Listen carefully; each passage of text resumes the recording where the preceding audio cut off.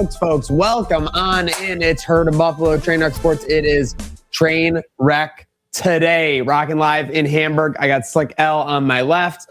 Got Don on the ones and twos. We got producer Rachel in the saddle. Slick, I know you hosted here on Monday. That was a crazy day. This feels like a crazy day. I mean, it's hard to believe that 100 hours ago we were enjoying, the beer depot in Denver, Colorado. And now it seems like the very foundation of trust the process universe has now been blown to smithereens. There's not much process to be trusting, at least not at the moment. McDermott out the door.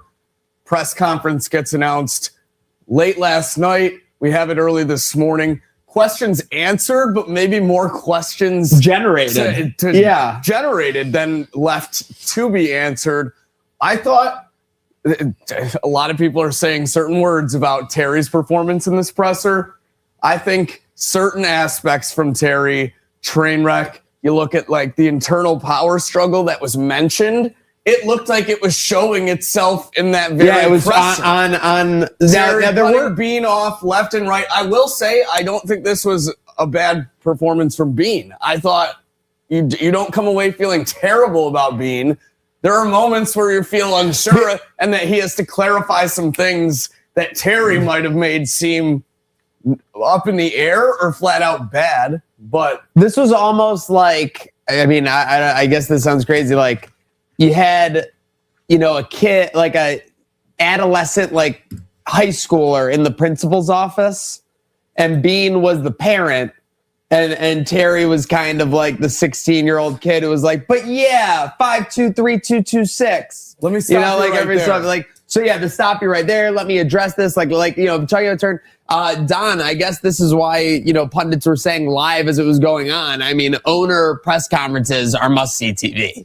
Yeah, not often you get the owner up in front, and we've said this before.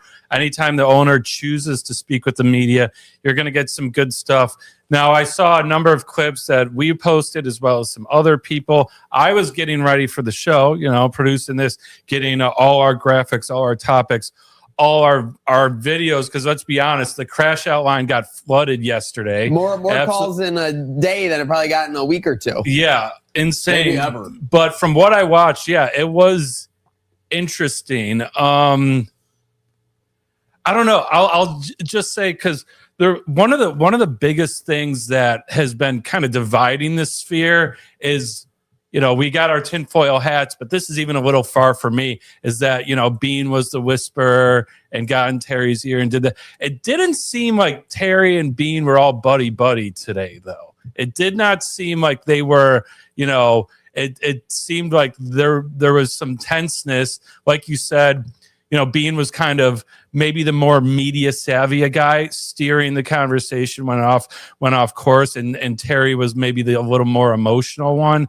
But I just didn't see that they're, these two buddy guys that, I don't know. There's a lot to be said about this. I mean, there's so many layers. I mean, I think between the relationship they clearly have now, which looks not like splintered, like you said, but to say they're on the same page would absolutely be, not correct. Right now, like they're the two managing the ship, and they knew that people are not happy with how this boat is performing in this current window. I know, listen, making the divisional game, the expectation is just different when you have a Josh Allen. I got to give it to these reporters. These were some of the most hard-hitting questions I've heard at a Bills press conference. Marino put their face to the mud about the WGR situation. Since maybe one of old fellows that we know of, but it was hard-hitting. If you, like you guys said, don't totally seem like they're on the same page. To me, the whole time, it felt like Beane, without saying it, felt like he totally didn't want Terry sitting next to him doing this presser with him. He felt like he could have handled this himself, especially with the elevation to president of football operations. I feel like he could have addressed this totally himself. Felt like Terry was unnecessary, but at the end of the day, knows Terry's the one elevating him to this position when he might not deserve it. And is lucky maybe to still have a job. I'm a big dummy, but like we're talking about how like this clearly did not go as they planned. Like that's we can all agree on that, right? Like this press conference was not executed to me, basically exactly how they wanted. It was Terry digging themselves a hole and Beane trying to find a way in real time to dig his way out. Well, I'm just wondering because you said it was announced last night, so clearly they came together. They're like, we got to do this.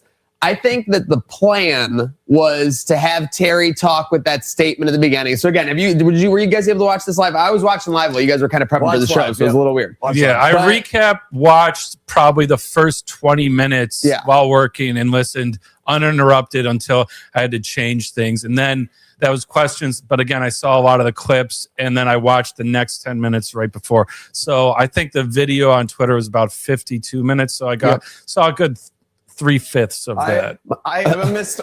I'm sorry. I caught all of it except for the very beginning. I missed Terry's opening statement thanking Sean McDermott, but then I got the Beane reiteration. I think I know where you're going with this. Well, my whole point, real quick, Terry doing the intro and then sitting the hell out. That was he probably should basically have. Like, Terry, you're going to be involved. We're going to let you do the opening statement. I think Beane was expecting like most of the questions are going to come from me since I'm like the one managing everything. There might be a couple, like one or two for Terry about the decision making or whatever.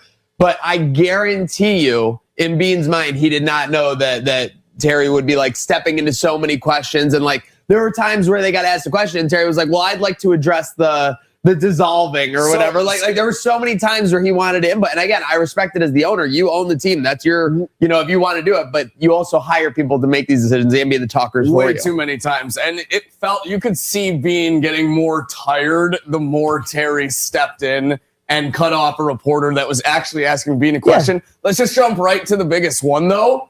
The Keon, he basically throws McDermott under the bus. Let's save the entree. Save the entree, which is the Keon for sure. What about the WGR appetizer first?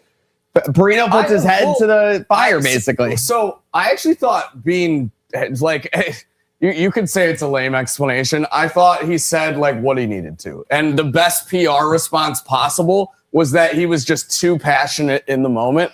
I thought he handled the question pretty well. I thought it was funny how he alluded to the fact that he already knew they were bringing in Elijah Moore. Yeah, the Elijah Moore, which I knew that like that's crazy. Like, and that's crazy to like point like to Elijah Moore as though that was some like ace in the hole with how his Bills career went down. In my back pocket, like it was going to solve everything. My only thing with it was that, and I posted the clip like a week and a half or 2 weeks later on the Bills YouTube. I mean, they were like Harlem Globetrotter dunking with like the talking heads takes about how like Beane took these like radio guys to the woodshed or whatever. And Beane's kind of saying like, oh, it was just a momentary thing. Like, no, they were feeding like laughing. If it played right, it's just like anything else. Like, if it worked out in their favor, they would be doing a victory lap time. Yeah. I mean, let's not kid ourselves too. Beane, he starts up that, if you remember the WGR thing, with the trump card he will always be able to slap down on the table, which is I drafted Josh Allen and none of you suckers liked it. They used that today. I don't know if you saw that. Yeah, of course. That's what I mean. When things got very tough, like around the 37-minute mark, I think Terry fired it. So he's always going to have that. I thought he, said what he wanted to. I mean, as a guy that's, been, you get confrontation. You don't want to back down. And I thought saying he was a passionate guy and maybe he wished he handled things a little differently, but he was sticking up for his guys. I mean, that is something, you do want out of a GM. I don't really think he's saying it was a different tone than like, hey, we put up 30 points. You're wrong. It was slightly different where I think he was kind of roundabout saying, maybe things didn't work out this way as I thought they were going to, but it was because I believed in my guys. I wanted to have their back. You have, local radio stations trashing, like that's the interesting thing too, is the same guys that he's defending the wide receiver room against don't like the Keon Coleman comments. So, like, that's what I mean. Are we putting our feet to the fire where we don't believe in this wide receiver room? Or is this just becoming a personal battle between personalities where it's like, oh, no, they said, all this stuff about Keon. How's he got to be feeling? That's not cool. Like, you know what I mean? Like, it's like, are we going to be critical or is this just like, we're taking the opposite side of whatever Brandon Beane does now? It's kind of surreal to me, too, because there is video of Josh Allen before at the 2024 NFL draft saying that Keon Coleman is one of the receivers he likes. I mean, that's all you have to hear if you're Brandon Beane. Yeah. If you hear that Josh Allen likes him, the thing that gets lost in translation here, because I think in a very minor way, this like now who drafted Keon has almost become who ordered the code red.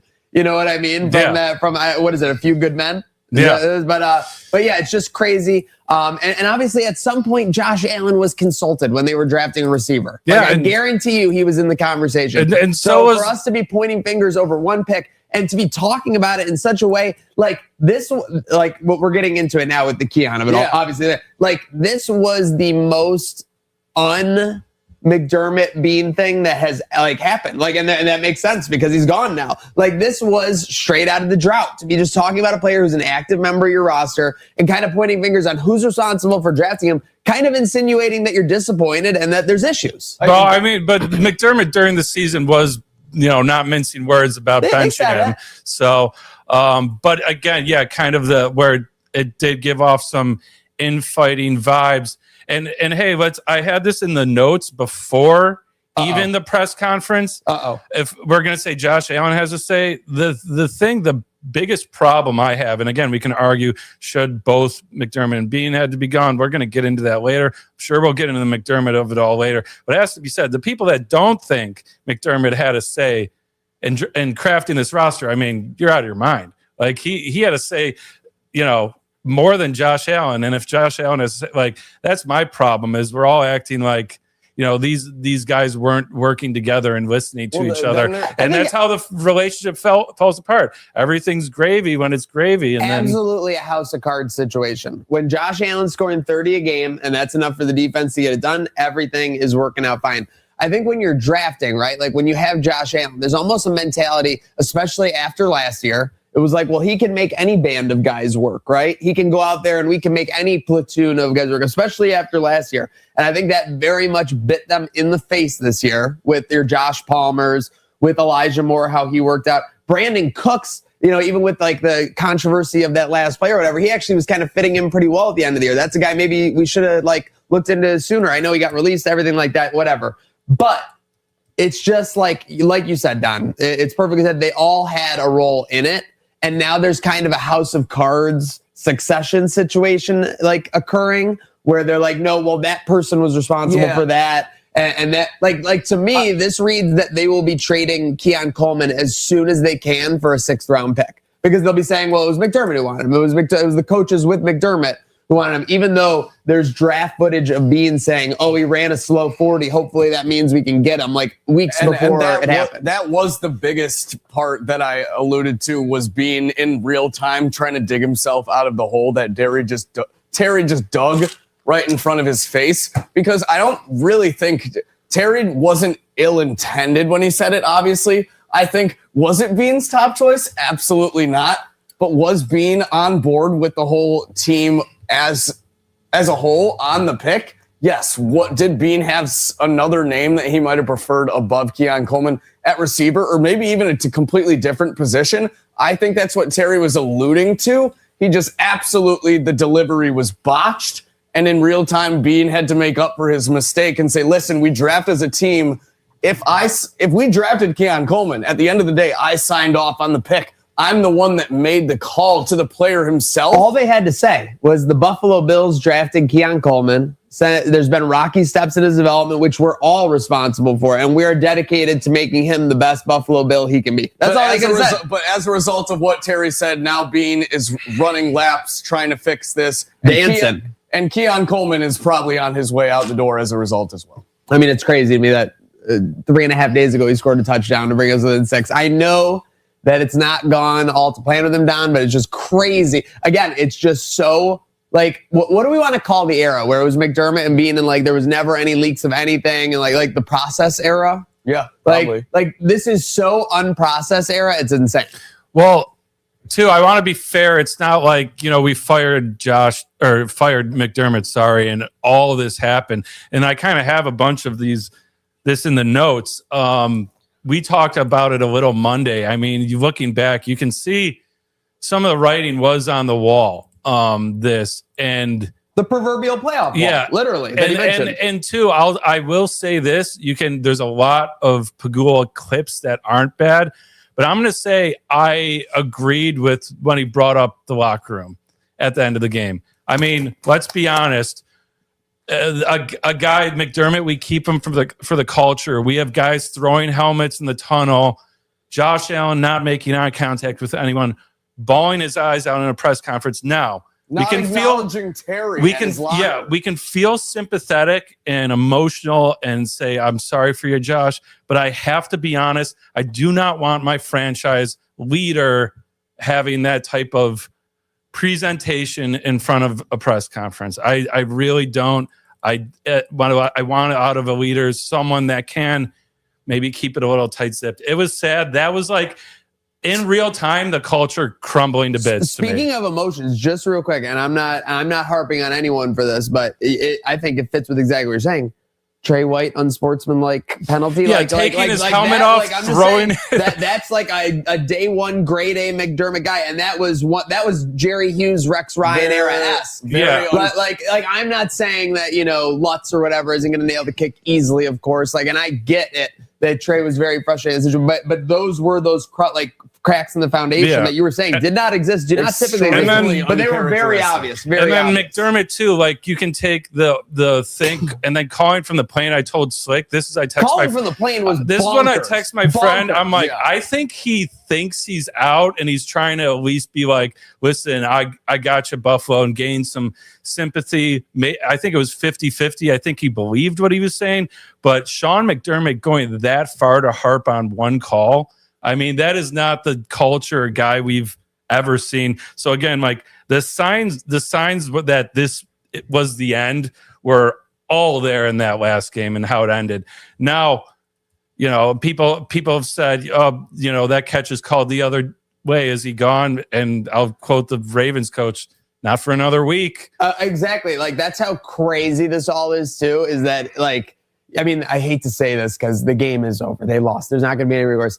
I mean, the worst angle that showed almost the most obvious catch felt like it came out yesterday evening, early afternoon. I hadn't seen and people are like, the NFL hid this angle for because I had not seen that for 48 hours. I don't know if you guys had seen that or whatever, but that one by far literally looks like Brandon Cooks goes to the ground with a catch and it gets ripped out. But again, you're not gonna be able to argue that. You're not gonna be able to change that. And now we're in a completely different universe with no McDermott. Isn't it just so crazy too how all these people that were pleading for McDermott's not only job to be gone, that's the most surprising NFL coaching career to be done. Now they're just, we shouldn't have fired McDermott. It should have been Beane. Sean should still have his job. I feel for you, Sean. You stood up for Buffalo. You guys didn't give a shit about Sean McDermott in week 4 when we hit this skid. Yeah, when we lost to the Patriots, the same people. It is the same people. His head on a platter. It is the same people. Here we are. We're crying for him now. I mean, so with that said, because this wasn't you guys were doing the show Monday, it was still very fresh. It was maybe an hour or two after the news broke. That recency bias, I get it. No. Here we are 2 days later. And I'm saying my point being that that hadn't taken fruition yet. People. Yeah, I wasn't reacting to other people. Are you guys surprised that there is such an outpouring because it felt like during the era, like you said. It was all he can't get it done. He'll never be able to get Josh over the hump, and you're gonna wait this guy's wasting Josh's prime or whatever. All these things were definitely said. Are you guys believing that it's as much as it seems with the emotional outpouring, or is this just a knee-jerk reaction with some very prominent people being very vocal? I think there's a few things at play. Well, first of all, to answer your question, utterly shocked, more shocked than the McDermott firing, because I think all of us thought Pegula wouldn't do that. Then we do our show Monday. That's kind of us exploring our own feelings and recapping the game.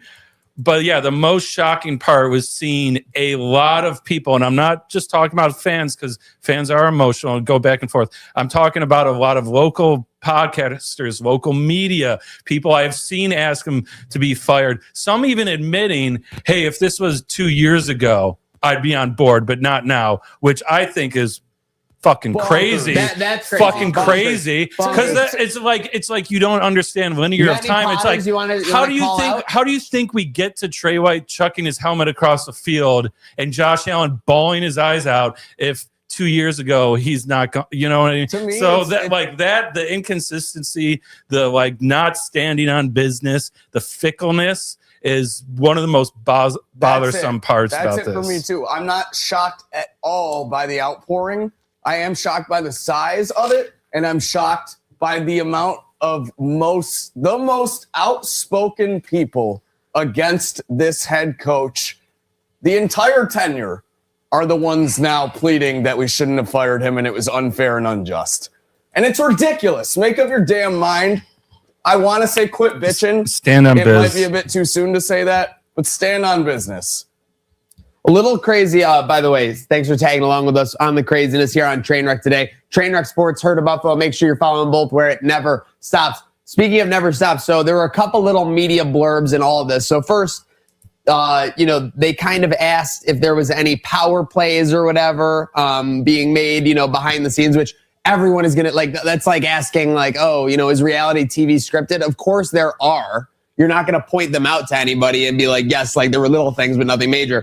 Ty Dunn article got mentioned. Like, I'm pretty sure Ty Dunn is like in the like press area there. It has to be, right? Like, so it's kind of crazy for Bean to be like, 2 years ago there was an article like calling McDermott out. I was the first one to like it was that was kind of like as like stand off, like step off, dude, as being got. That was the article. Well, that was the article. This is where it gets really nasty too. I mean, in terms of like the tinfoil hat things, we have guys online, and Ty Dunn has refuted this. He said the first time I sat down with Bean was in 2024, pretty much after the fact now, claiming that the 2023 article was like propaganda that Bean put out and fed Ty Dunn. There's like a lot that would you not say that's probably the most prominent tinfoil theory right now in Bills Mafia? There is. And that even to the extent I saw some, and these are checkmarked accounts with way more followers than me. A lot of people are listening to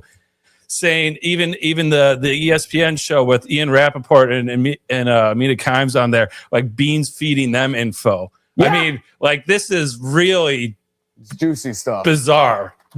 Like I'm like, again, I like a good conspiracy Bean theory, but this is going far for me. Have you ever seen the PFF guy talk about Bean like saying he was going to cut off like sending them the numbers because of like their rulings? I have heard that, and crazy. that is legitimate. And just I think believe about how that Bean's working the phones. We know he's always working on training. He pays attention to everything. He is talking to everything. He is in every line of communication. He knows every channel that's going on, and that's why the control of the messaging within One Bills Drive is so important to them, because he knows how it's perceived and everything.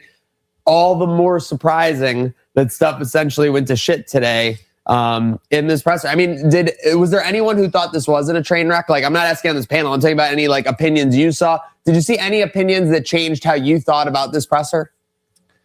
I'll say it wasn't. I don't know if I was like complete train wreck. I think I had the expectations that this is going to be major damage control based on they just fumbled the firing in the first place, putting out like a thank you coach 24 hours later. The thank you coach, by the way, like AI generated like in probably like 3 seconds. Video the day after, Admiral, I'm sorry. Listen, am I acting like, I was not what part, full discretion here on Herd of Buffalo Network. Did I once, participate in the creation of a Josh Brine label? Yes, I did. Okay, so I take accountability for that. But we have high-paid communications directors, people, like sending out the first line of a press statement with just a completely aired word. Insane. Absolutely insane. Yeah, I think I'll say it's a train wreck as far as I think Terry got caught with his pants down a little bit, because in regards to Bill's world, even have a belt on, brother. In regards to Bill's world, he hasn't really had to do any of this, right? It's all been on Sabres. He's had to do this. Now the Sabres are fine, and then now he has to do this in the Bills, which isn't his world too. He even said when he bought he's more of a hockey guy. He's got an even Steven thing going on. He can't have. And it's not 6-7. Even Steven. He can't have one without the other. What a convenient time to elevate Brandon Beane to president of football ops, right? Yeah. The Sabres are doing well. He can't handle as much. Who knows? They even asked him about that. The time, at the team. Actually in the organization at the facilities. It felt like a Sabres question. I think that the Beane elevation too, like that feeds into the House of Cards power play of it as much as anything. The fact that he kind of ended up with a promotion, like out of all this, like that's definitely bonkers. I like how the reporters touched on that as well. I will say, I think Terry was an absolute train wreck today. Unpopular opinion, because I haven't seen anyone else say it. I think Beane, in terms of everything that he was answering that wasn't digging himself out of the hole that Terry just dug, he held his own. I thought he did an okay job. Obviously, it wasn't like immediate satisfaction, the answers he was giving. It can't be in a situation like that, right? Losing in the divisional in dramatic fashion with a less than stellar roster. You're not going to satisfy everyone with your answers right away. I thought he did okay, but Terry dug him a hole he just couldn't dig all the way out of. Yeah, it's a classic situation where he should have let, especially if he gave Beane this promotion, he really should have let him drive this press conference. But I mean, look at the Sabres. He fired Kevin Adams, and the roster he constructed is in racing towards potentially not just a wild card spot, but a top 3 spot. And it was all because people started chanting, sell the team, pretty much. So I think this is an emotional guy. He's seen not just the language on the internet, but on the radio stations and around the league. And he just made a classic mistake where he couldn't step aside and let Beane take this. Now, I think the Beane promotion only happened because one of two things were going to happen. If you're going to get rid of McDermott, you're either going to clean house and get rid of Beane too, which we can argue about. I'm not a fan of. I don't want to completely smash it to bits and start over, especially with, based on the cap hell we're facing and everything. But up until this point, Beane was a GM, but Sean probably had more power than a normal head coach. They were running it together. He was like, Mick Beane. He's like, I'm not going to be involved in this. So you know what? All my chips into Beane are going in on Beane. We're making you the president too. I don't know. Could he open the door to Beane hiring another GM and just taking on that one role? I don't think he would want to do that though, because it's almost like admitting that you need to bring someone else in because you can't get it done.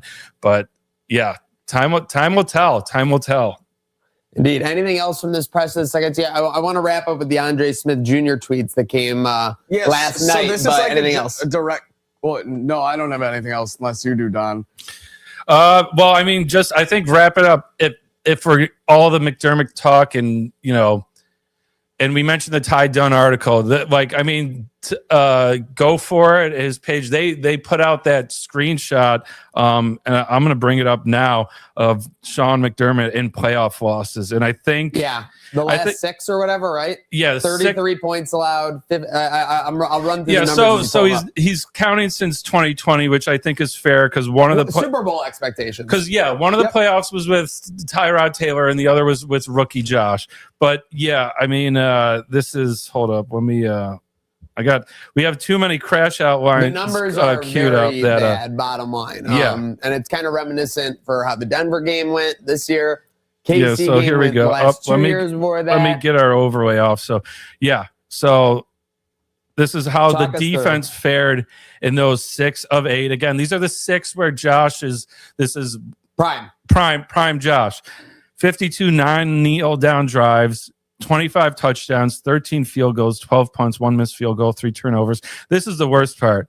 Good for 3.83 points per drive. I mean, that's insane. Shout out Chris Trapasso, our good friend. He posted that's worse than what the New England Patriots 2007 offense was averaging in the regular season when they were blowing out everyone and went undefeated. I mean, 3.8, I mean, it's insane because I think you get an average of like 9 to 10 drives per game. So you're talking about, averaging 30 points. Pretty insane. Now, and listen, I was a McDermott supporter. I'll full hands up. Like, I thought that, like with Josh and McDermott, we kind of had a great combo. We had an elite offensive QB who could command the offense. Then we had a guy in defense. McDermott did not live up to his end of the bargain in those playoff games, for certain. Which is kind of a good segue for the Andre Smith Jr. tweets. These are big. Because he's like kind of the only guy, not only guy going to bat for McDermott, but maybe in some of these high-profile situational fuck-ups. It doesn't get more high-profile than the 13 seconds, and people say McDermott. Don, you saw these, right? Let me see if I can. McDermott was not play calling the defense whatsoever. McDermott didn't order that code red. So y'all been he starts with y'all been on Brandon Beat head all day. Have mercy. Someone said they've been on McDermott since 13 seconds. That led to him going, the 13 seconds wasn't McDermott. Not going to be messy right now, but it wasn't McD. So then you start to open, okay, well, who else was responsible for the defense during a timeout? Quite simply put, it was Leslie Frazier. Now, a lot of Buffalo fans think that McDermott kind of scapegoated Frazier and Smiley, I believe his name was, the special teams coach from this era for not script picking. That's the bizarre thing about McDermott's now the scapegoat. Well, it's like, well, hold on a second. 2-3 years ago, it was McDermott was scapegoating everyone. And so. Well, that's the NFL, right? It's like the scapegoat game will always continue. So then you have, it wasn't solely Sean, but it definitely blamed it on Smiley and Frazier. A fan responded, my guy Brad. And then he goes, we were the number one defense in the NFL that year, and he did not call the defense in that game, referring to McDermott. Another fan responds, did y'all really hate Leslie Frazier that much? Basically, like, was this the guy responsible that you're implying? And he goes, personally, I do, and I don't care who knows. So, again, this is, I cannot stress enough. People will say, like, oh, yeah, there's been post-game locker room reports. There's been stuff about 13 seconds that's come up. Nothing has come out to this level where any player has spoken on, like, responsibility, who they think was calling the shots, who was that wrong, etc. Andre Smith, obviously, doing something that we've never kind of seen before with that 13 seconds narrative. So very interesting. I have a question for you guys, and I want to put a button on this discussion, and it's the perfect way to do it with my button. Okay? I'm going to give you the option to hit the button.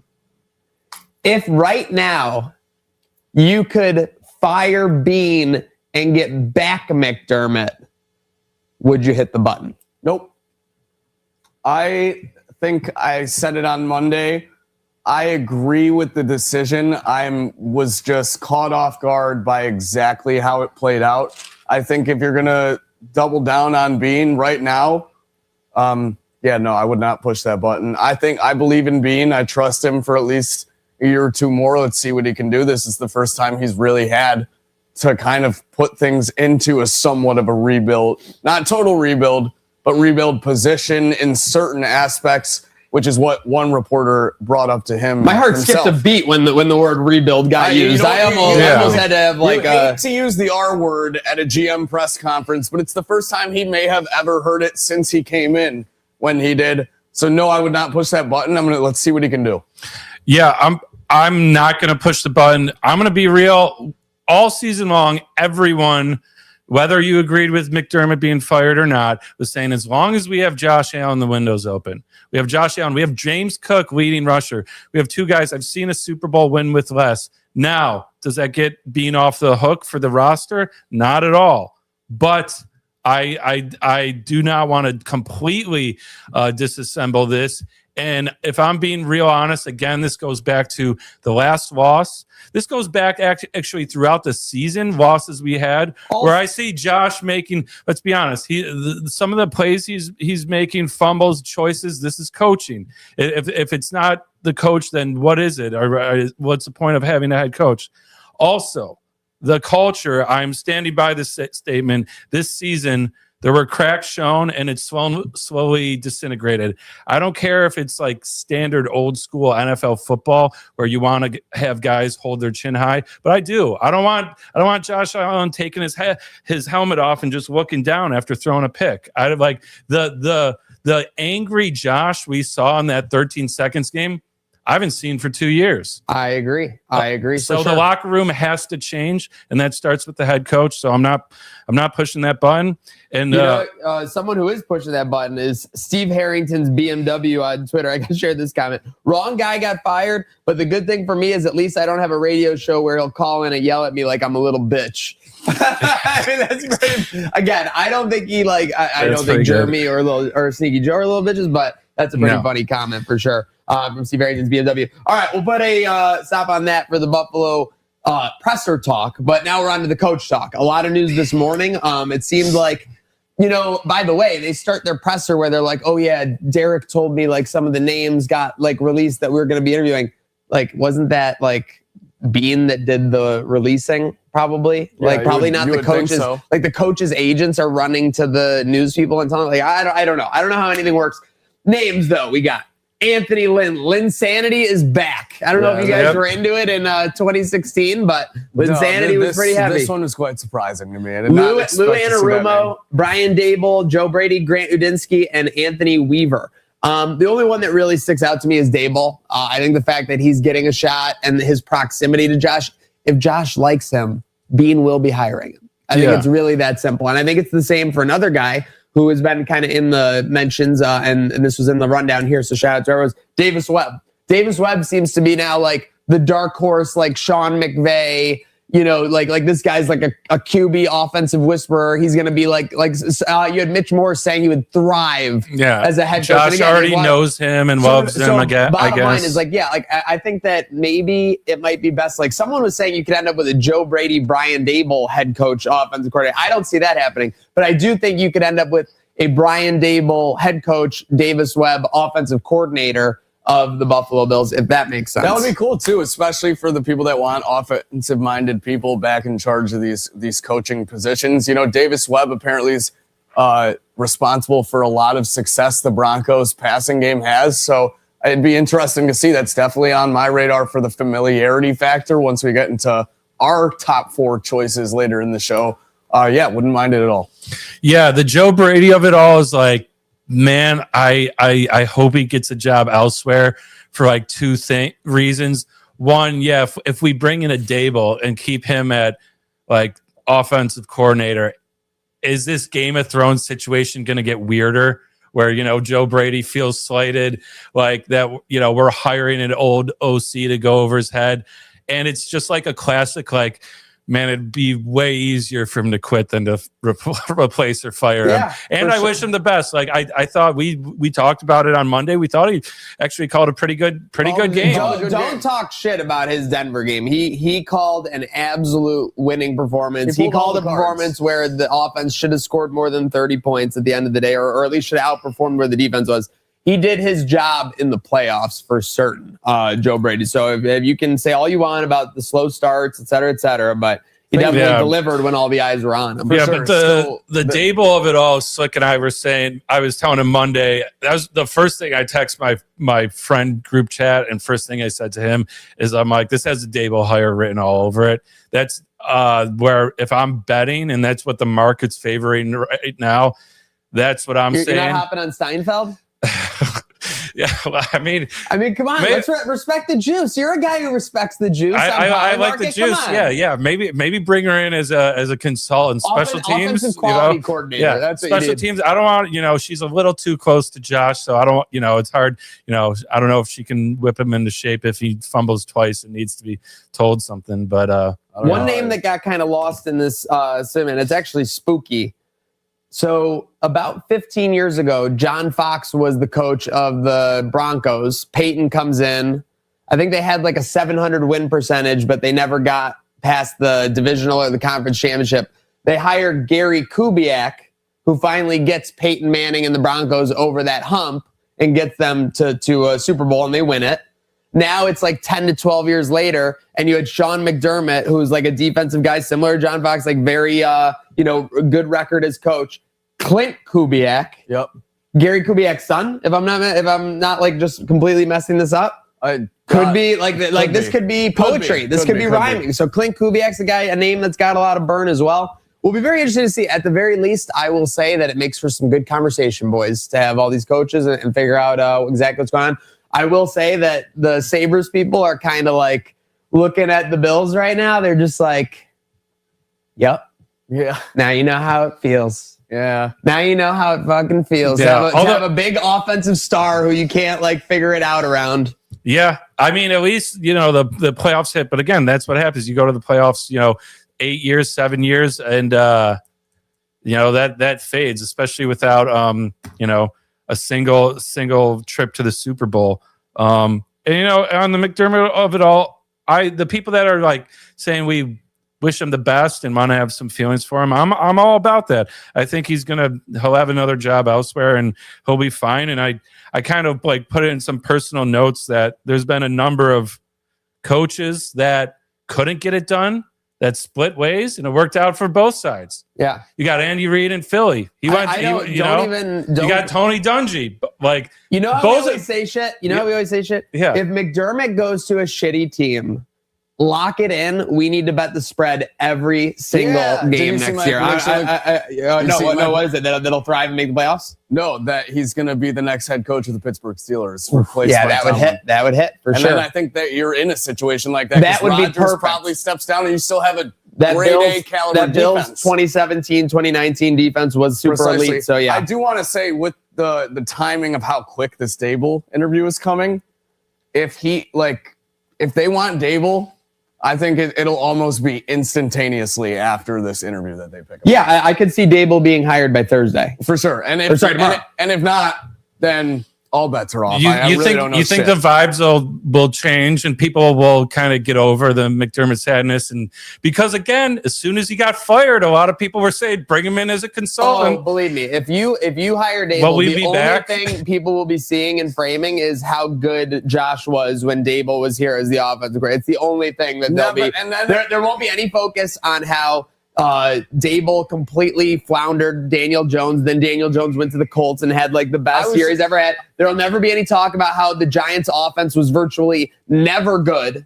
under Dable, virtually never good. Even with Jackson out there, it was their defense that was decent. They never had a good record. There will not be any talk of that. It'll all be Dable's here. Josh loves him. Let's ride. I was just going to say Thursday comes and Dable's the head coach. Then we're going to be talking about all the people that once he got to New Jersey, we're like, see, this is why he could have never been our head coach. That was me the whole time, just to be clear. I'll be the biggest hypocrite that there is possible, but I was hating on Dable because so many people were like, we should have fired McDermott and just that's exactly why. Crazy. There was arguments for that, which now we're forgetting and bringing him back in over McDermott. Boys, let's get some positive vibes going. I want to ask you as we wrap it up, because Slick and I talked about this. With the openings, do you think McDermott lands at another head coaching job, and where? I think it's at least 50-50 that he gets another head coaching job. There's still about 5 to 7 openings left. Yeah. I think like do the Raiders get someone new? There's 3 in the AFC North alone, right? Steelers, Ravens, and Browns. I love him for the Browns or Steelers. Browns, Steelers, or Raiders for sure. I'm not changing my prediction to conviction. I think he's going. Raiders need a winner. I think he could end up at the Ravens, even with I think he ends up in the AFC North. Does John Gruden have a pulse in all this? By the way, big time. We talked about it. Terry Pegula is a name. Terry Pegula likes names. I don't know about with us in the league in general, for sure. We talked about this Monday, and I'm like, I know people might be like, you're crazy, but I'm like, pick up the phone and at least see if he's interested, because. I mean, that would be, you want to talk about culture, that would be a culture shock. That would be going from like conservative mister to dynamo crazy. That would be from like a wrecking ball to just like imploding the whole thing. Yeah. No, I agree. For sure. I think those emails might have kind of canceled any idea of that happening, even though that was about 7-8 years ago. I think that's the emails. Well, that was why I was asking if he's even allowed to. I feel like he still has legislation, everything like that, or litigation. I'm sorry, but a team that's got us fired up is the Sabres. Bounce back win last night in Nashville. Amazing first 25 minutes. The next 10 minutes wasn't so great, as it was almost like a tie game. It felt like. And it should have been out of that, but they bounced back with a win. They have the best record in the NHL over the last 20 games. So obviously, when you win 10 in a row, you're going to be helped with that. But it's not like they've been slouches on the other side. What are they, 6-3-1 or something? on the other side of that. 6-3-1 in their last 10. So, I mean, that's pretty good. So that's how you follow up a 10-game win streak. That's what those bozos in 2018 and 2019, with all due respect, didn't have. They didn't have that continuity. Big win in Nashville. They're in a tough stretch right now. Is this the hardest stretch of the season before the Olympic break? 5 games in 9 days or something I was seeing? It's up there with that last kind of away stand we had where we came a winning streak out of the end of it. So we turned to a diamond. Exactly. So diamond in the rough. Got to stay that way. Yeah, I mean, definitely like the next 4 or 5 games all the way, I believe, right? We got 3 and then we're back home, but the 3 are against guys that are either on our heels or ahead of us. We're at the Canadians tomorrow. Saturday, heard tomorrow some swords might be crossing in the Niagara Street region. Oh, yeah. I'm saying, so that's exciting. Make sure you get to Sports City Pizza Pub for the, I mean, listen, if there's a team to rally around right now, for the love of Pete, the Buffalo Sabres are finally doing it the first time in 10 years. Watching all these young kids come in and continuously step up, like that new kid line last night. Aslan and Hellenius were reminding me of Jochen Hesch and Jason Pominville last night. Aslan's positioning, it was bar to none, just so good. Yeah. Hellenius with the bodying up in that goal mouth for that one. That was gut. That wasn't a finesse goal. That was pure gut. Hockey you haven't seen in 5 years plus. Getting up in the crease, smash mouth hockey, crash the net, positioning battles, winning them, and then obviously Hellenius just showing his skill and why we drafted him. My goodness, I was looking for the clip I took from the prospect camp. It was almost an identical play where he came in down the slot and ripped top right. But then, as you said, what new kid lines sometimes do after a first hot period, entire team, the next period looks like they're in quicksand for the second half. Also, I mean, that first period was kind of a slap in the face of the Predators, like 3-0. I mean, we were smoking them in sports, and then you come out and score a fourth. Then you're kicking dirt in their face, and they're down. Sure, it kind of makes sense that obviously these paid professionals will bounce back, but you hold off. I felt like, I mean, and let's be honest, we all know this and remember this. That's Lindy Ruff hockey. Get a couple goals, lead, and then, I mean, we've seen it a couple of times during this winning streak. Yeah. It was with the Canucks about a week and a half ago, right? We were up 3-0, 4-0. I almost lost my -1.5. That was also a 5-3 victory. I almost lost my -1.5. It got from 4-0 to 4-3. Yeah, I'll tell you, both times these games got from 4-0 to 4-3. So there are growing pains. They're learning how to win, but if they can keep doing that, I don't think anyone's complaining. End of the game, Ryan O'Reilly. What do you got? I was just going to say, Minnesota Wild, we pulled back from 3-1 to 4-3. Yes, that was nice to see some resilience there for sure. End of the game, we get Ryan O'Reilly, we get Malenstein with a massive block. He took that in the ankle, that slapper. Shin, ankle, padding in that ankle or shin. Not the worst possible part of the leg to take that to. When you see one of the hardest when you see an NHL player get up to like skate off and then they just collapse, like again, like, well, first off, it's scary, but you're like, oh my God, he just took an absolute bullet. First of all, when you see an NHL player take a second to get up in general, it's probably pretty serious because those are some tough SOBs. But yeah, absolute clapper from the top right. Malenstein, though, just showing the gut that this team has had all season repeatedly, things that we wouldn't see in the past, block shots, getting in front of the goalie on the offense, stuff like that, the nitty gritty. Yeah, and then you have it in here too. Goalie makes stops when you need it, including right at the buzzer. Ryan O'Reilly doesn't like it, kind of mixes it up. But I thought they got the best of him. Well, there's two things. Nothing better than getting under a leader's skin that doesn't want to lose his cool in front of his guys. And then on top of that, like, game's over. Cry about it, Yeah. Oh, the game over.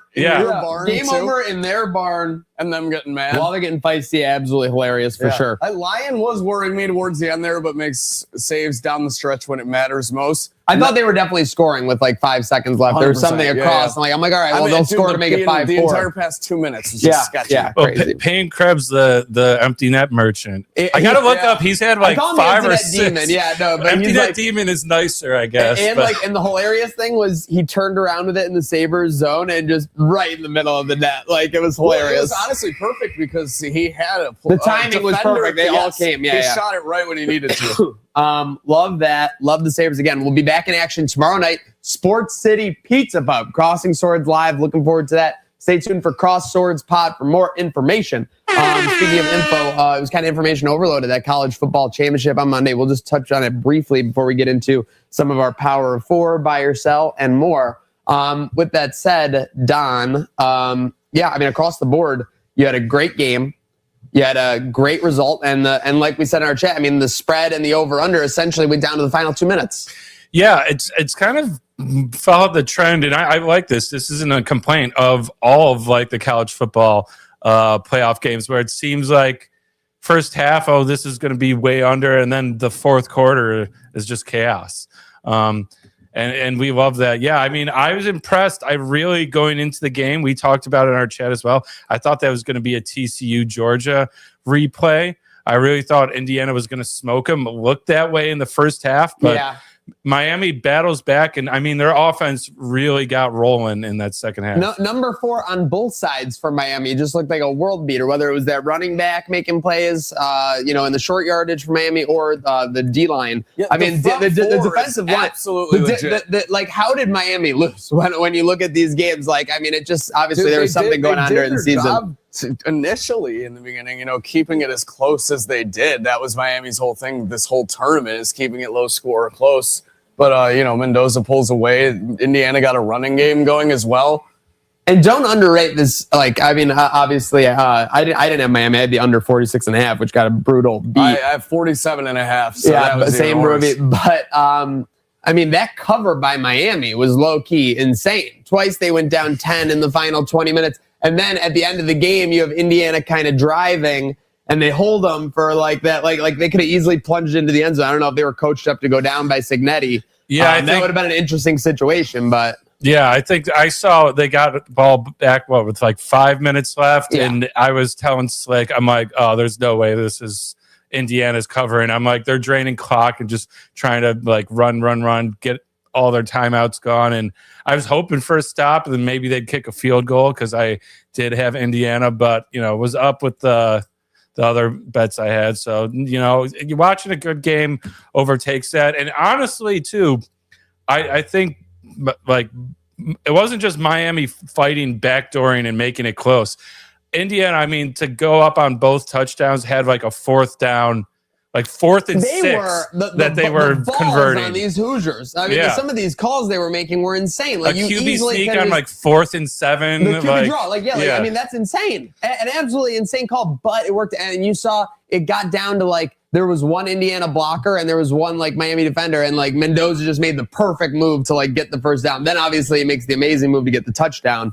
But yeah, I mean, this what was this? Maybe the best. I'm trying to think of like a national championship that like since like Alabama, Georgia, since like FSU, Auburn, like it had to be the best one in a couple of years at least, probably, right? Easily the best playoff in like the playoff was insane. Playoff was pretty good last year, low key too.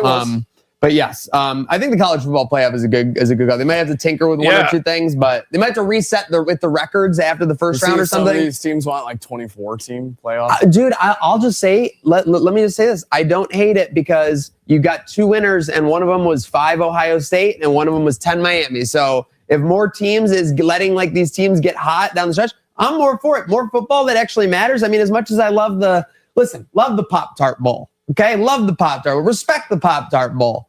But at the end of the day, like these college football playoff games hit a little different. Absolutely. Yeah, I also think it's kind of interesting. I think the best argument for the college football system they have is, I mean, check this out. 2019 to 2022, SEC winners every time. Yeah. Haven't had one since. SEC and actually haven't even seen an SEC team in the final game for 3 years, I believe.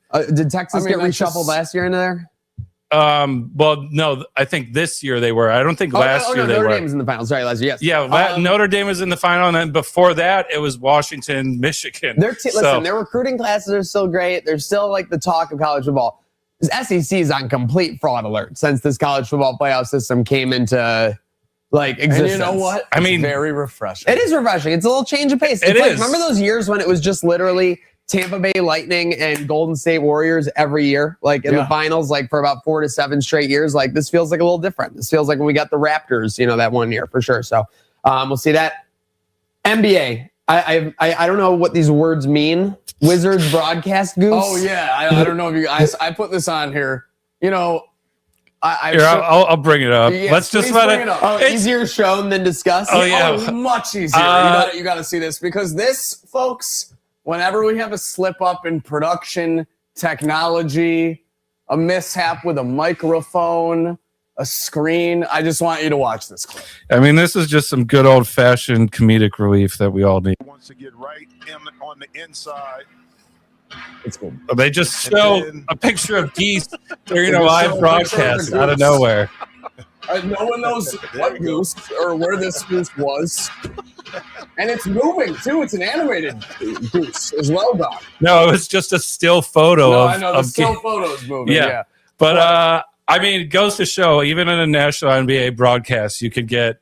get goose. It's funny because, yeah, they're like, let's see this replay, and just a static picture of goose are just hanging out of the water. Yeah. I was cracking up. I'm glad you brought that up, Slick, because I was cracking up about that. Definitely some comedic relief. Had to show that. Other than that, LeBron? Yeah, you know, it's a depleted Nuggets team. They still got Jamal Murray, but let's turn back time.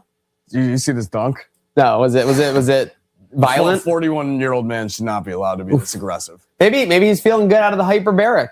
Maybe he spent a night in the back tank. That's how, I don't know if you saw, that's how he said that was his cure to playing his first back-to-back of the year. He said, didn't he say every back-to-back is essentially a maintenance day for him? Like crazy, la narrative. So not only does he need to turn back the time for the Lakers to get this win over the Nuggets, Luka drops 38 points en route to a triple-double big win over 38 and a triple-double is insane. Very impressive, no matter who you're looking at in the league. I know we all say... So he had 10 plus assists? 10 plus assists. Oh, my gosh. All right, well, I guess with LeBron, that's a little easier. A lot of teamwork going on there in the NBA. With that said, we got golf, we got tennis, we got some other entertainment. I kind of want to jump ahead a little bit, though, boys. Is that okay? Yeah, let's do it. Okay. Yeah. Let's get into it because we talked about the coach situation for Buffalo. Let's get into the power of 4, sponsored by William Mattar Law Offices. So here...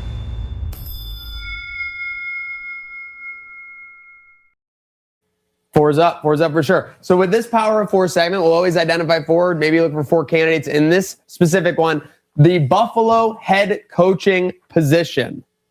4 coaches that should be on Buffalo's radar.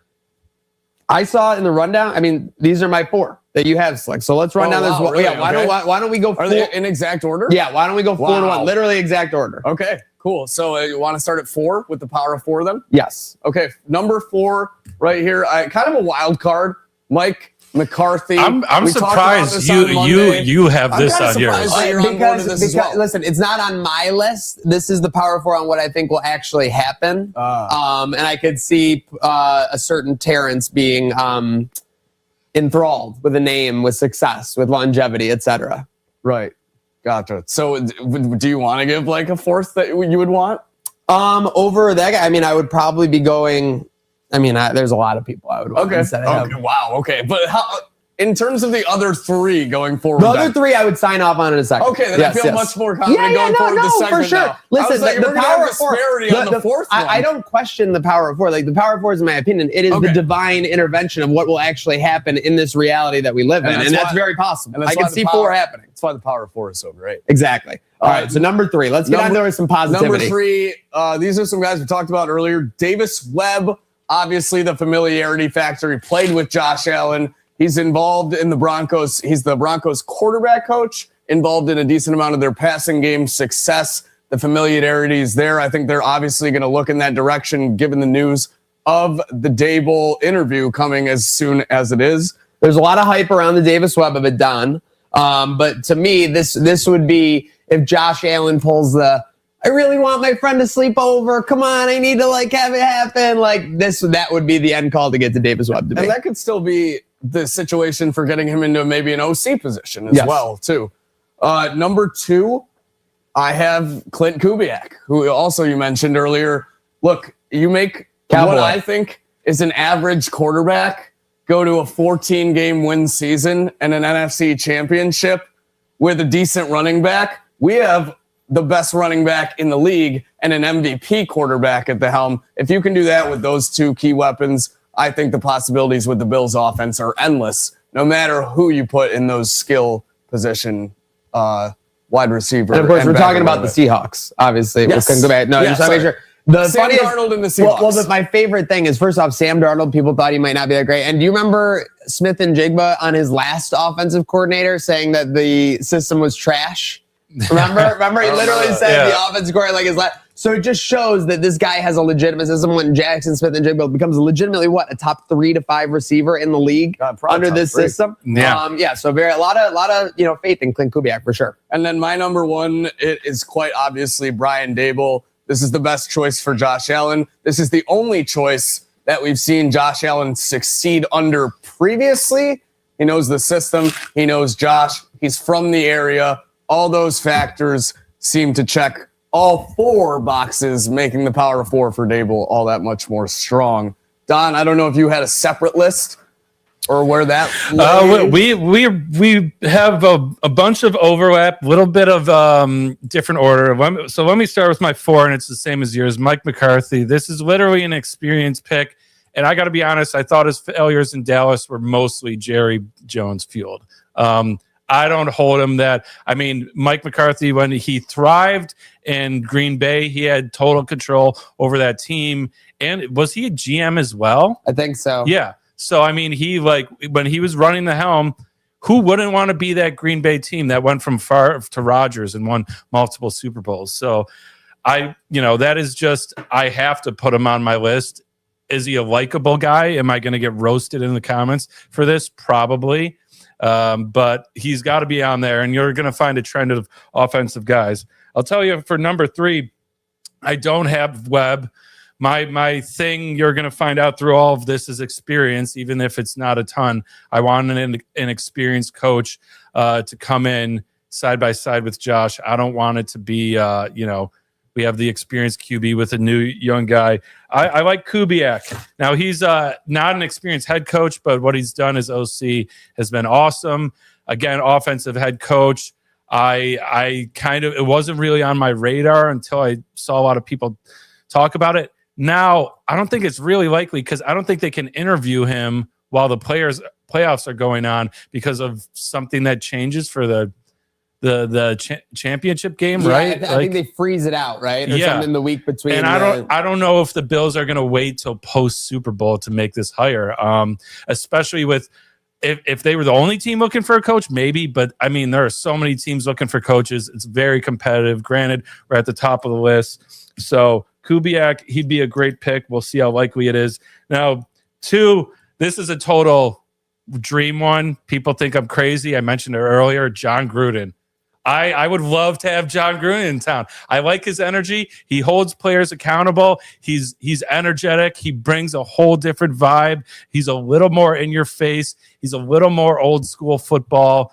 I like that. And most importantly, he's an offensive head coach that is involved with the offensive play calling. That's what I want.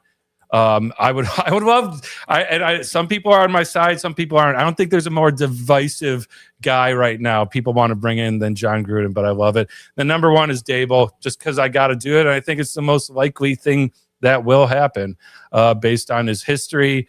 And hey, I'm going to call him a failure in New York. He was a failure. He deserved to get fired. But I will say I like the energy he brought to the sideline. And I like the energy he might bring to the locker room.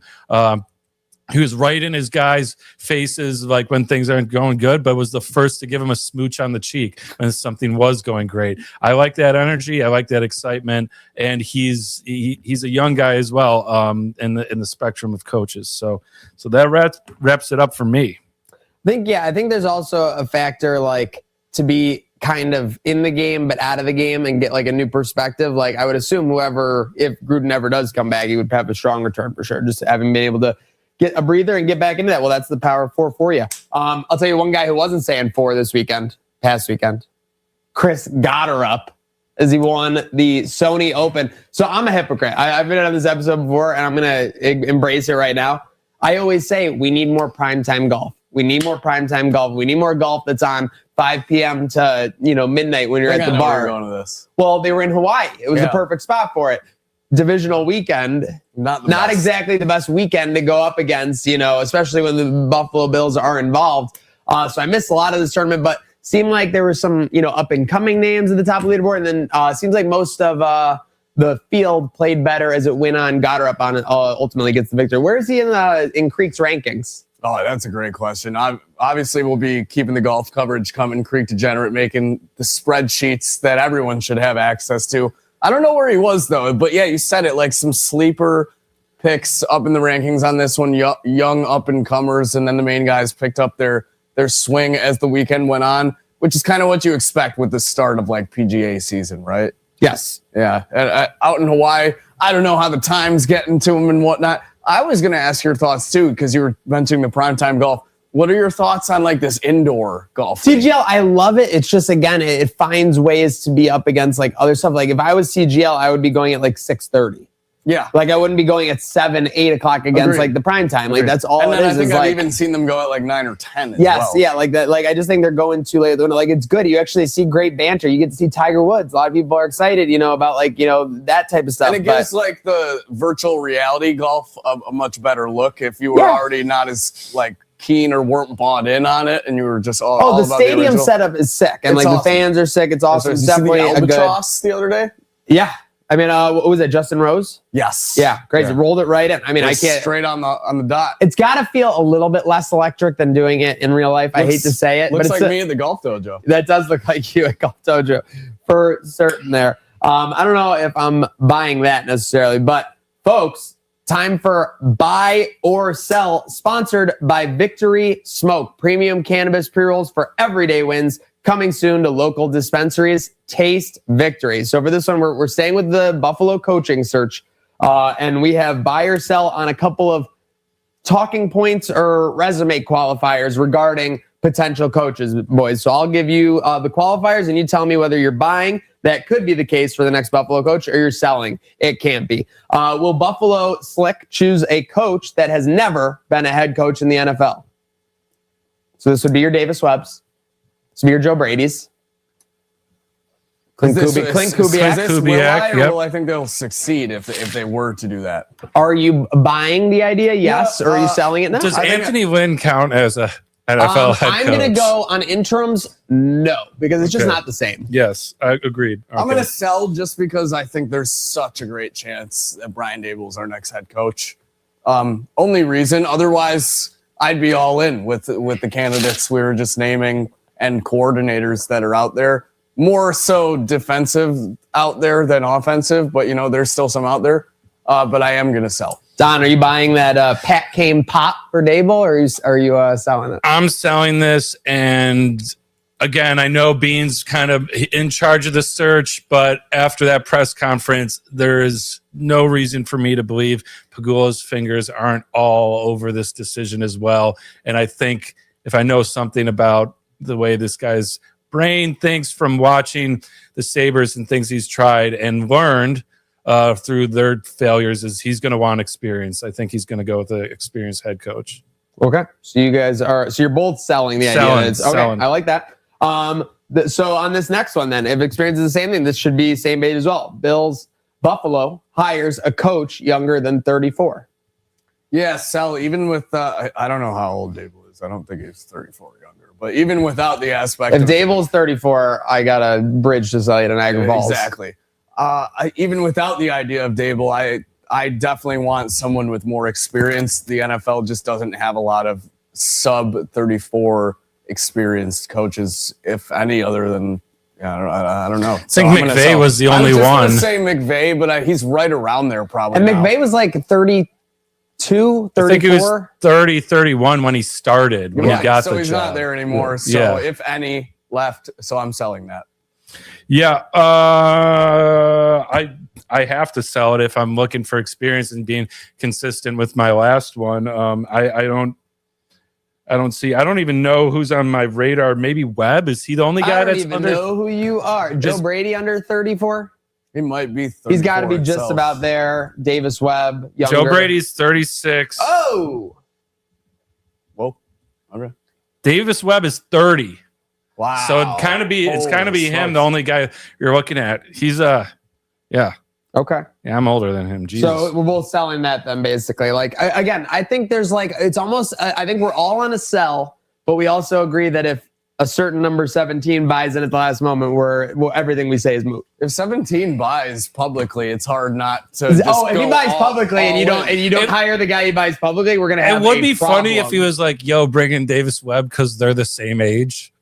So I just want to hang with another dude. You'd have the QB head coach in the QB room, just like going out for beers afterwards. I love it. Neither with a family. I'll start off this next one. Buffalo to hire a defensive head coach.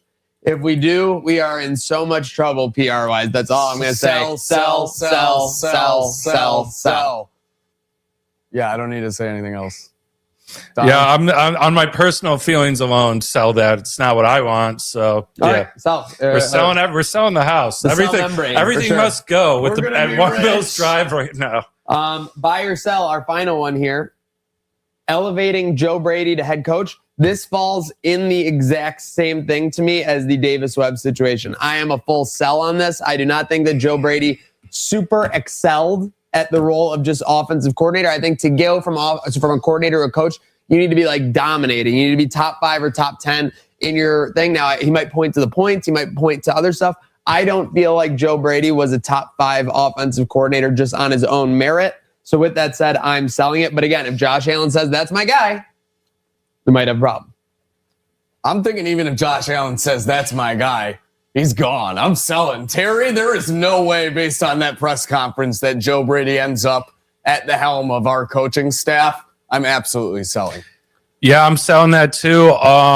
Listen, now that McDermott's gone and kind of the era of like keeping everything in house, elevating people, I think that's over with. I think you're looking for something fresh perspective outside of the building, and that's really what we need. I don't want to keep elevating guys from this locker room and culture that seemed to be at its wits end by that last game. So I'm selling that as well.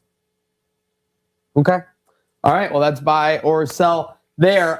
We have the Aussie Open rocking and rolling. It was actually mentioned in Terry's press conference today where he was talking. Did you see that? Where he kind of lamented that he can't see as many of his daughter's games. Yeah. I mean, I don't know. I feel like you can. I don't mean to be like a jerk, but. Yeah, I mean, maybe his phone's ringing off the hook, and he's got it's not even up to him, but yeah, I guess bad timing is like if you want to watch exists, that. Terry, Did you see Jesse or message on the camera? Yeah, that was a catch. So I wanted to get into that too. So both of the rounds are down to 64. Obviously, Yannick Sinner and Carlos Alcaraz are the favorites on the men's side. Who is the third favorite, and what are their odds? It's not a shocker. Wait, so you said Sinner, Alcaraz? Sinner and Alcaraz are both below plus 200. Is it Taylor Fritz? This is the guy who's dominated the last decade.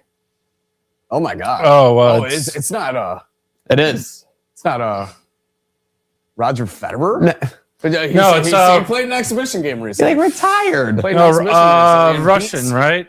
Djokovic. Yep. Yes. Did you not see though? He played Eastern Europe. And he pushed Taylor Fritz in the tiebreak. Yeah, I saw that. That's a little scary. That's what they're saying. The state of men's tennis. Just when you say, but Roger Federer didn't dominate the last decade. He hasn't even been around for like 3 years as far as the headlines. So Djokovic, what are his odds? 500, 800, 1200. 1100. So again, the state of men's tennis is that you've got a 10-1 as the third, and it's going to come down to Sinner Alcaraz for sure. On the women's side, we're into the round of 64. Not surprising that Sabalenka continues to be kind of a favorite, around plus 150 in most spots on Polymarket there. Any guess on our Pegula and her odds? I'm going to say she's behind Rybakina, Swiatek, Amsonova, Andreeva, Goff, Osaka, Victoria. So my only thing is that this is probably because of the way the bracket breaks down. I would assume she's on pace for a Sabalenka matchup in like the round of 8 or the round of 16. Last year, if she was to win that, her odds would obviously go insane. For sure. But do you have any guess on where she's at right now? Ninth odds. Just based on all those names in front of her, I'm 27-1. I feel like the women's field is a bit closer. I'm going to go 16-1. 33 to 1.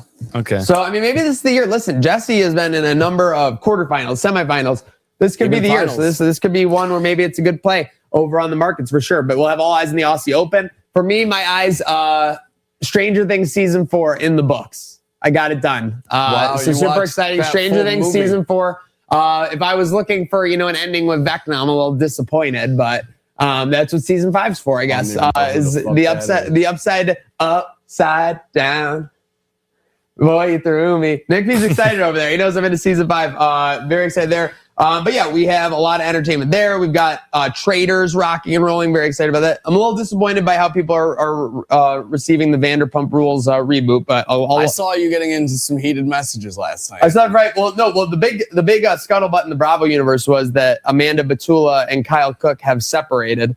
Kyle Cook has been nothing but an immature little pissant for about 6 years on Summer House, while Amanda Batula is an absolute saint. Puts up with all of his, nonsensory. So wishing them both, happy tidings in that separation. It does happen. With that said, speaking of train wrecks, let's check in with the Trainwreck Sports Crash Outline, sponsored by William Mattar Law Offices, Don. All right. Yeah. So we're getting a new intro going now that we got this segment sponsored. So we can't use that kind of fun compilation as before. But let's get into it. I mean, Monday, if you thought our inbox was lit up, you should have seen last night. I thought it was. Then I looked yesterday when you said it, and I was like, okay, who's like spamming like the thing? But this looked like this was coming from every direction. Rochester, East Coast. You have people in the Midwest texting. Mexico. We got a long text from Mexico. Yeah. And then on Monday, we had a video from Latin America. Yeah. I mean, let's face it, they're crashing out all over the world on the Trainwreck Sports. Yeah. So let's start off. I mean, we got like 14 texts. Let's see if we can get through them, at least the good ones. And some of them are like a text accompanied with a call right after. So let's start with the first one right here. The NFL refs are the worst thing ever. Also, how do you have a rule 17, and not enforce it?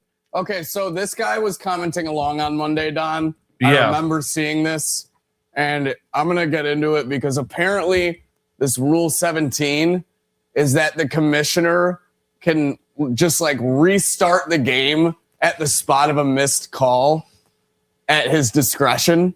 And he was referring to the Brandon Cooks catch.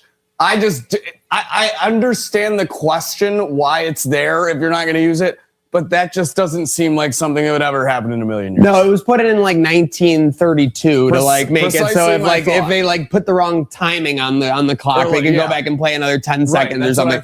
It is not to overrule a call that they know they got. Yeah, wrong. I mean that would just have a terrible precedence. Hey, again, Monday we were all in our feelings, but this next one. This guy has a text and then he follows it up with a call, and I mean, buckle up because this is a call. Is it a buckle up or do I want like an overhead harness? You might want to strap in. Strap in. This is a strap in. You might take. This is a mind eraser. Make sure it's not like. So first, fire Beane, fire Brady, get Mike McDaniel for OC. Well, bad news about that. Yeah, sorry, buddy. He's off to the Chargers. And best of all, get a wide receiver, and then please listen to my voicemail. No profanity. And just straight facts. So let's see. We can see if he lives up to be the judge of that. Here we go. Come on. I'm 15, turning 16.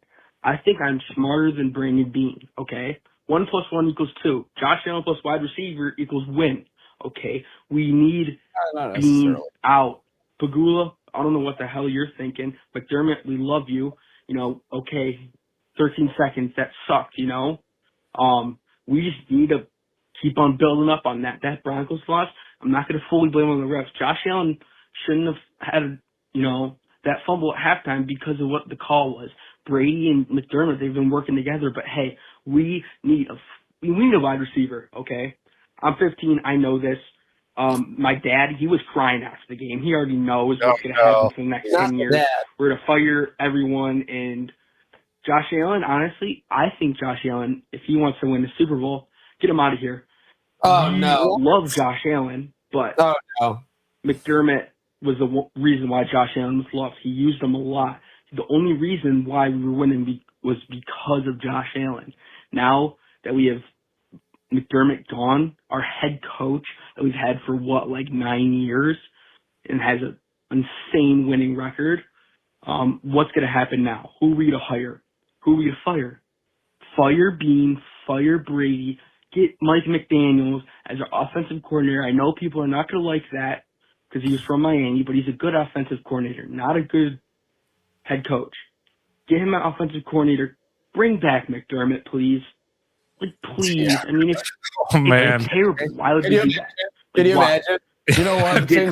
We did pretty good against the Jags. We were higher seed than us in the first round. How many times we lost in the wild card round? Oh, my God. With McDermott. Okay? And we fire him because we lose to the Broncos after a bad call. Like, what are we doing, Brandon?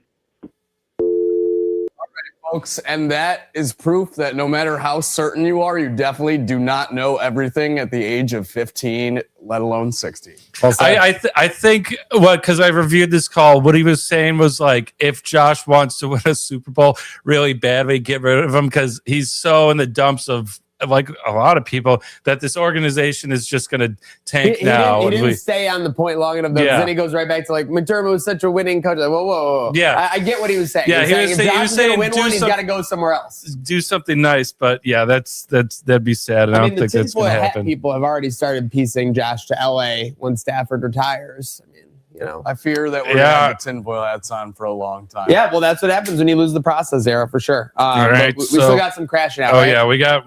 We're just getting started.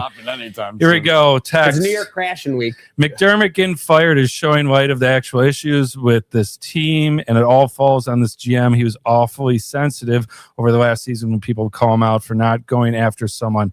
"Quote unquote, I drafted Josh Allen, and you guys bitched about it. One lucky draft pick is the only reason he has had a career. Now go build that draft pick from 8 years ago. Or now go build that draft pick from 8 years ago, a fucking team."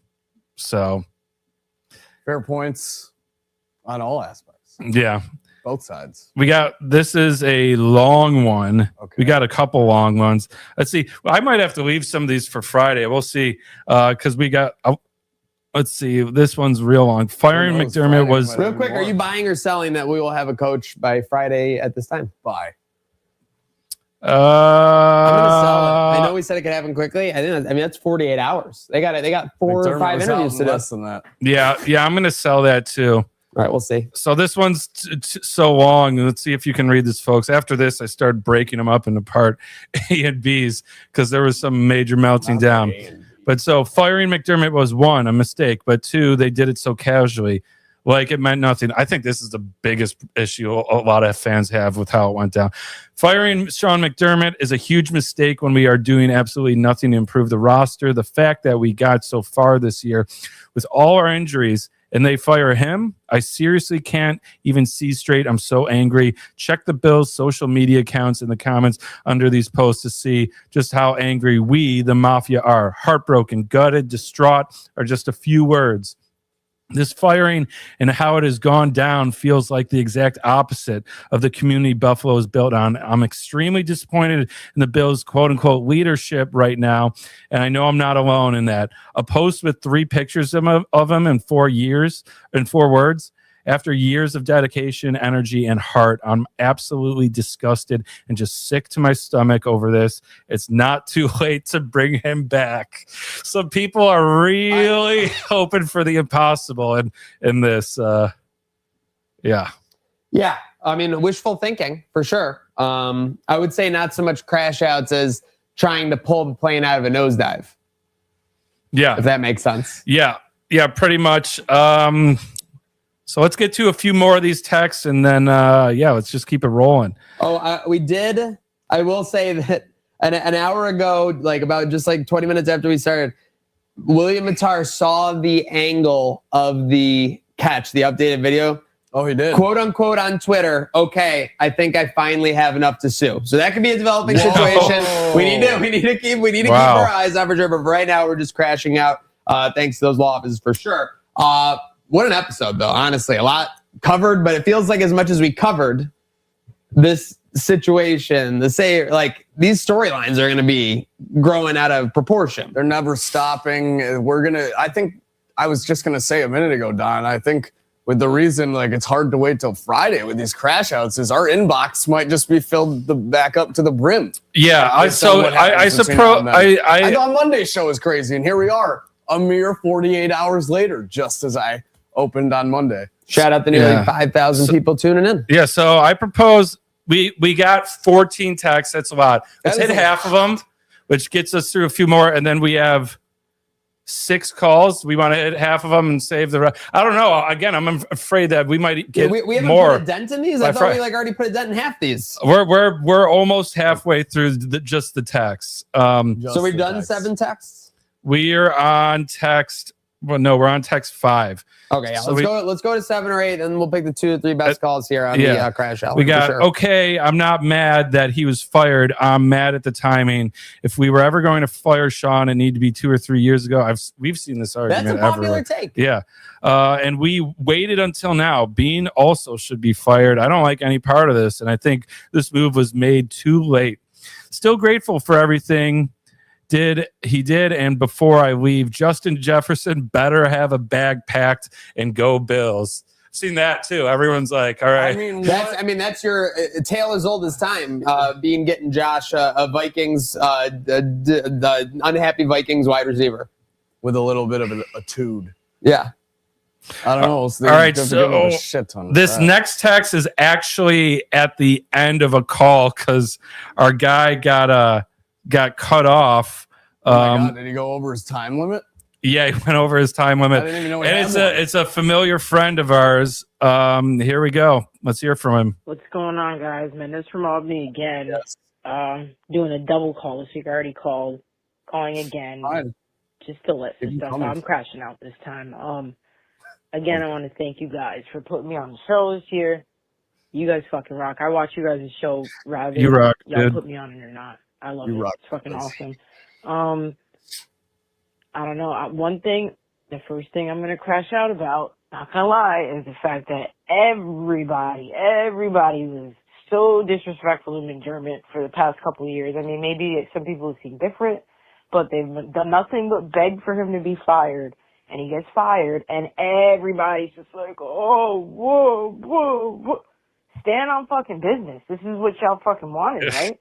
Thank you. I don't know. Something about it is just a little. I don't really like that. I don't like the there, Mendez. I do understand the circumstance of it has changed the perspective.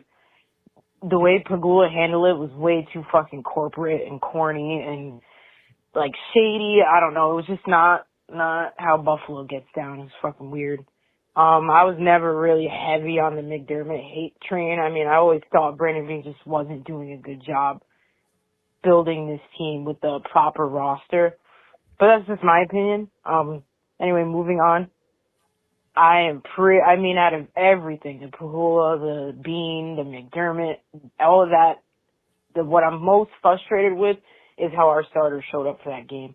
I mean, we fought, we gave ourselves chances, yes, but 5 turnovers? Those fucking fumbles. Oh my God, you gotta be fucking kidding me. That's not on the coaches, that's not on the staff, that's on the players. Not cool. Specifically the fucking fumbles. Like, what the fuck is that? I mean, you see better ball security from Albany Pop Warner. Like, I don't, that was not it. I'm just crashing out about it. Game's over. It's said and done. Regardless of the catch, which was a catch, in my opinion, I'm still upset about how the starting offense kind of, just didn't protect the ball. Really, really pissed me off. I was expecting a little bit more. It is what it is. Gotta move on, I mean, it is what it is, like I said. And then my last crash out, I'm so fucking pissed that we decided to fucking terminate McDermott the fucking year. All the fucking head coach candidates are like a bunch of daddy's boys. Not a good year to need a offensive coach. That's what they're saying. Instead of doing it last year when you had what's his fucking name, Ben Johnson, sitting around. Now we want to fucking do it this year. And I didn't even want that last year. I'm just saying, like, the time, it's like, oh my God. Pegula does not know ball, bro. I mean, let's hope for the best. I will. It's cut off there, and he ended with it. Continuing my way too long voicemail. I'll be at the stadium next year regardless. Love my Bills and love Josh Allen. Go Bills. Well, shout out to us, Mendez, and well, we might have to see him at the game day tailgate or something. Mendez, we'll get you to a game day tailgate. We'll still be Josh and our Allen next year. Not a whole lot will change. So on that front, thank you. Yeah, thank you, Mendez, for bringing clarity to our new empire, whatever it is, in this new state of Buffalo football. Do we have one more? Or was that let's hit one more call and we'll save the rest for another day. Seeing as what we got. Let's see. I don't even have these labeled. I have a bunch of them. Let's hit a random one. Let's go with 3. I'm fucking so pissed because it's all the GM and offensive coordinator's fault. Like, I'll let the defensive coordinator slide because, like, he's working with a bunch of old heads. But the fucking... He is Josh Allen. No receivers. Get him fucking receivers and don't call screens on 3rd and 20. McDermott's just a fucking bystander getting fucked. Thank you. Is he like... No, he's like whispering in like a corner somewhere, like, or he's in the pantry. Yeah, I think that's probably a break and during work call where, like, you know, he wants like someone was in his burning one for sure. But let's get one more. I need a little more energy. Let's see. That was a bit quiet. Yeah, let's see. Smoke him if you got him. Let's hit this one. Fire Bean. All right, there you go. No said. There you go. So let's stash the rest for Friday. We're gonna have a lot going on there, I'm sure. Especially Friday. What about tomorrow night? Sports City Pizza Pub. Sports City Pizza Pub live. Crossing Canadians, Swords Pod will Sabres. be live. Mike Bunt, Gatesy, the whole squad, plus maybe Carve. Well, let's see. I'll be producing, and I did get notification. Gatesy says, "Jump on with us." So I might be on for a little bit, and we'll have familiar segments to you if you're a Trainwreck Today fan in the hockey context. I think we're going to be bringing the heat with some hot or not and some power of 4. So, yeah. I'll be drinking beer and eating wings off to the side, getting ready for the game. I'll be rooting you on with a camera saying you're doing so good, sweetie. Yes, precisely. Love that one. Merch, obviously. Listen, we got all kinds of options, whether it's sell the team, whether you're buying in, whether you're selling out. Check out the merch Etsy and 26 shirt store. You might want one of those Keon shirts before they're just absolutely irrelevant. Yeah, there's your spot. For sure. Any final shout-outs or sign-ups, boys? We love y'all. Thanks for tuning in. Thanks for bringing the heat in the crash outline. You know, we love hearing from y'all. And, Almost 60 episodes into Trainwreck Today on Herd of Buffalo and Trainwreck Sports. I think these last 2 have been our most watched episodes. Am I correct?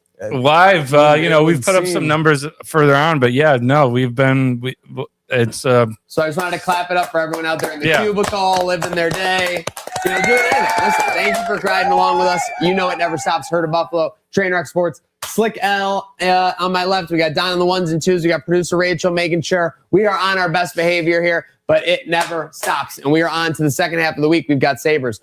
We've got a Bandits break, so we got a Banditos break there, but we'll get back into the orange and black action before too long. And we've got hopefully a great second half of the week ahead. We might have a new coach, who knows? But the only thing we can do today, boys, is have a good day now.